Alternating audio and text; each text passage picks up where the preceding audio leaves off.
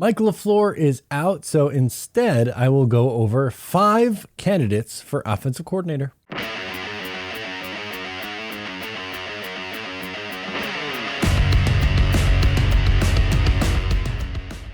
Hey, what's going on? I'm Matt O'Leary, back with another video. Today we are discussing Mike LaFleur being fired, and now the search is on. Who will be the Jets' next offensive coordinator? I'll give you 5 names. Before we get started today, wanted to mention you can follow on socials at Matt O'Leary NY. Also, if you haven't already, please make sure to check out the Just Jets podcast. Also, I'm back working with BUSR. Sign up using my link, busr.com/Matt, and receive a 150% welcome bonus. That's right, a 150% welcome bonus, up to $2,500. It's the best deal. They are the official sportsbook of Matt O'Leary NY, and you're going to want to get in while you can so that you can place some wagers on this upcoming week's games for the first round of the playoffs. Make sure to check it out.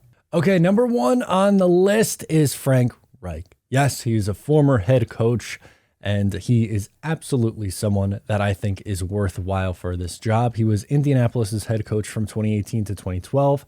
He was Philadelphia's OC in 2016 and 2017, Chargers OC in 14 and 15, and he had a lot of success with a bunch of different quarterbacks. He was top 10 in yards 4 times, top 10 in points 4 times as well.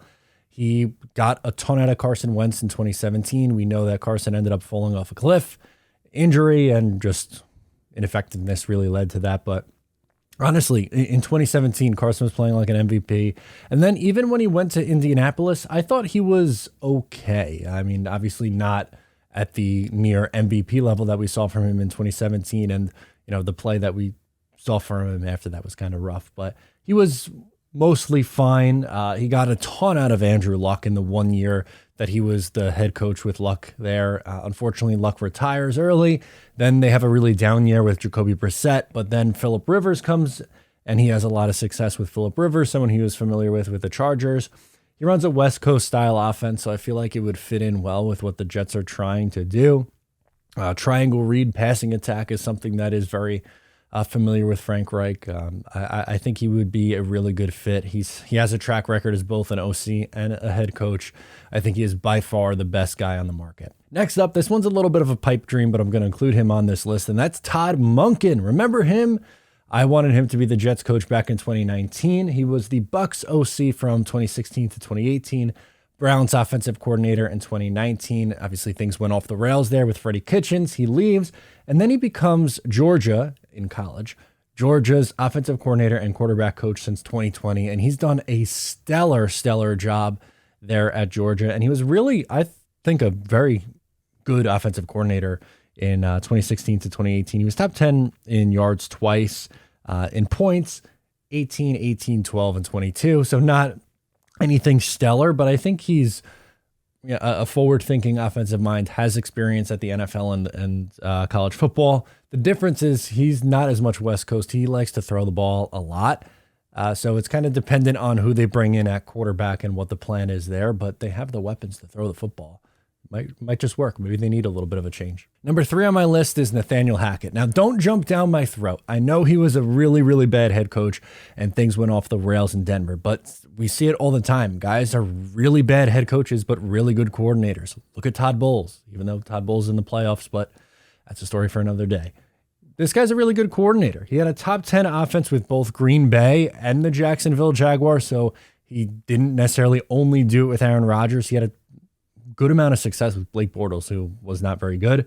Both Robert Saleh and Ron Middleton were with him in Jacksonville. And his dad is Paul Hackett. You might remember, if you're a fan that's old enough, that he was the offensive coordinator from 2001 to 2004 with the Jets. And he was effective. Like that offense, when Chad was healthy during those years, were good. He was good. Now, I think Jets fans unfairly kind of ran him out of town. Shocking. They turned on the coordinator a little quick. But back to Nathaniel, his son. He runs a West Coast scheme, had success with Aaron Rodgers, so maybe you could convince Aaron Rodgers to come here with Nathaniel Hackett. If not, I think you'd be able to have success with whatever quarterback they do decide to bring in. Next up, this is a little bit of a risky one. So not my favorite on the list, but Brian Johnson. So who is Brian Johnson? You might not be aware. He is the Eagles quarterback coach from 2021 to this season. Obviously, he's done a ton with Jalen Hurts as he has gotten better year over year. Year one, a little shaky, big step into year two. Year three, pretty much an MVP level jump. Love to see that from Jalen Hurts. He's the offensive coordinator at Utah, Houston, and Florida, as well as a quarterback coach there. He's a younger guy, so he doesn't have the play calling experience at the NFL level, which makes me a little bit nervous, because then why wouldn't you just keep Mike LaFleur and bring in a veteran to help out there? But Brian Johnson, with his success with Jalen Hurts, is going to get a lot of attention. And the last guy on my list today is Darrell Bevell. Familiar name. He is currently the Dolphins quarterback coach and passing game coordinator, but he has a connection to Robert Saleh, as well as he was the Seahawks OC from 2011 to 2017 when Saleh was there. He was top 10 in yards 3 times, top 10 in points 5 times. He's had some success with both Russell Wilson, Matthew Stafford at a later point. Injuries have definitely played a factor for him. Like when his starters go down, his offense kind of went in the tubes, which is not uncommon. But this is someone else who I think kind of is a little bit in a way a jack of all trades. Early on in his career, he was someone who was very, very run heavy. But then I think he kind of converted into someone who was able to develop the passing game a little bit more. And, he has a good relationship with Robert Saleh. So that's just one that I think would make a lot of sense. No Cliff Kingsbury on this list. I'm kind of off the Cliff Kingsbury train for now. Plus, also, I don't think it's really that likely. With Arizona giving him a boatload of money, he could get paid to do nothing. Why be an offensive coordinator for the Jets? Gary Kubiak reportedly is not going to look to come out of retirement, so I don't see that one. Maybe his son, that could be an honorable mention. Maybe Gary Kubiak's son could be the honorable mention here. But let me know your choices. Which ones on my list did you like? Who should you also include? Thank you so much for tuning in. I am Matt O'Leary, and I will talk to you next time.